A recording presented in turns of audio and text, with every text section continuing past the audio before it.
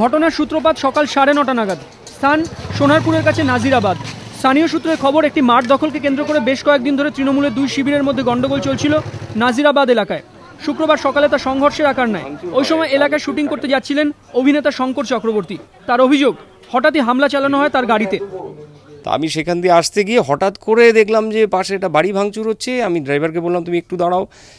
এমন সময় পেছনে লোকজন, আমি গাড়ি পেছনে নিতে পারছি না। তারপরে একটি ছেলে এলো দৌড়ে এবং তার পেছন আরও সব এলো ইট টিট নিয়ে। একজন সজোরে মারলো একটা ইট, একটা পুরো প্রায় আস্ত ইট মেরেছে। শঙ্কর চক্রবর্তীর দাবি, হামলাকারীদের মধ্যে কয়েকজন তৃণমূলের ঝান্ডা নিয়ে দাঁড়িয়েছিলেন। এমনি অভিযোগ কার বিরুদ্ধে করব, মানে মাস অ্যাটাক হয়েছে, কিন্তু ঝান্ডা সব তৃণমূলের ছিল, সেটা আমি দেখেছি। যদিও অভিযোগ উড়িয়ে দিয়েছেন স্থানীয় তৃণমূল কর্মীরা। ঘটনার খবর পেয়ে ঘটনাস্থলে যান সোনারপুর থানার আইসি। পরে সোনারপুর থানায় অভিযোগ দায়ের করেন অভিনেতা। তদন্তে নেমেছে পুলিশ। অরিত্রিক ভট্টাচার্য, এবিপি আনন্দ।